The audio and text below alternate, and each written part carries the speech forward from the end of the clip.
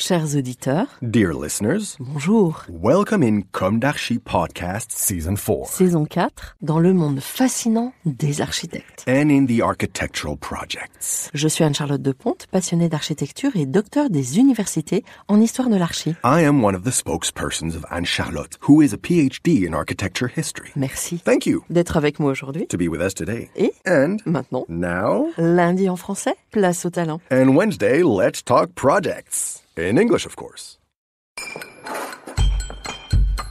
Bienvenue dans Comme d'Archi. Chers auditeurs, ravis de vous retrouver aujourd'hui en compagnie de Jean-Loup Boisseau, Céline Bouvier et de Sébastien Kraft. Bonjour. Bonjour. Bonjour. Bienvenue dans Comme d'Archi.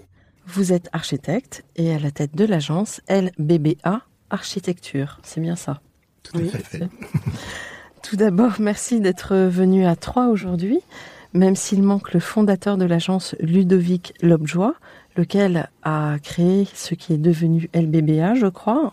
Donc il a créé l'agence en 1986.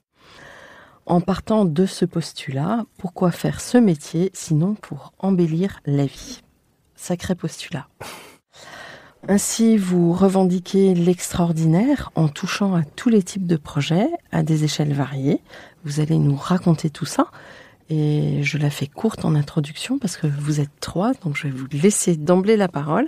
On va commencer par le début. Quels ont été vos parcours respectifs? Quelles furent vos jeunesses?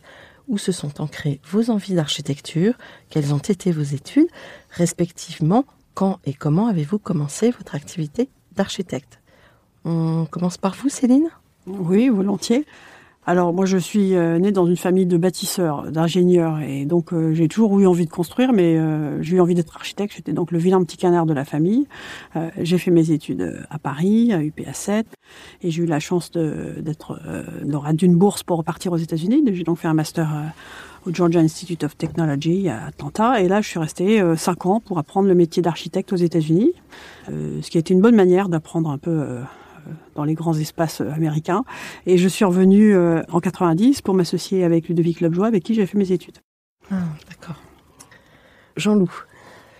Alors comment ça a commencé? Moi, j'ai un esprit scientifique et j'aime bien ce qui, pour moi, ne constitue pas forcément une grande qualité dans notre métier, parce que je pense que les esprits littéraires qui ont une vision globale sont aussi très très utiles dans notre profession, qui touche à tout.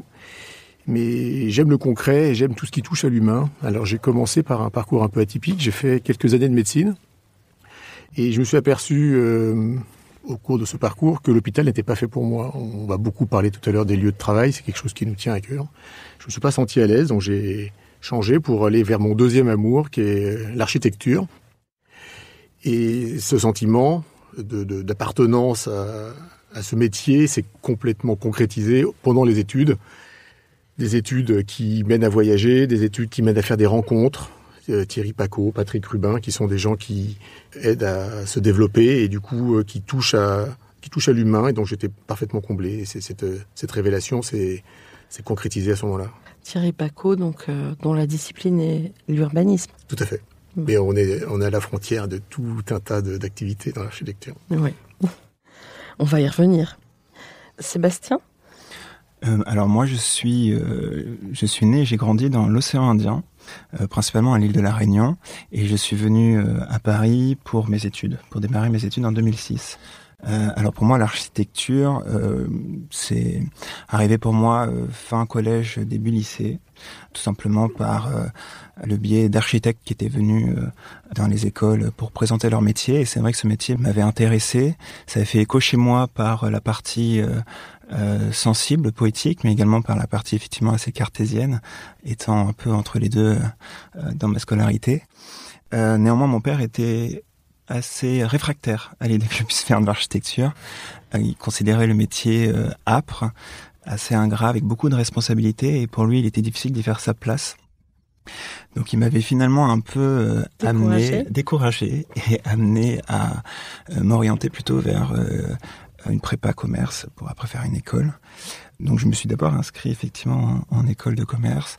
Bon, finalement, sans même y avoir fait la rentrée, juste à la journée de découverte, j'ai bien compris que ce n'était pas ma place. Donc je suis revenu avec insistance et donc j'ai repris une année sabbatique là j'en ai profité pour améliorer mon anglais un peu et pour me réinscrire du coup en école d'architecture et du coup venir démarrer mes études en 2006. Voilà. Oui, c'est encore relativement récent. C'est tout récent, oui. Vous êtes le dernier né, entre guillemets, des associés de l'agence, c'est ça? Exactement, oui. J'ai rejoint l'agence en 2013, après après mes études et un passage à New York, une année pour une première expérience.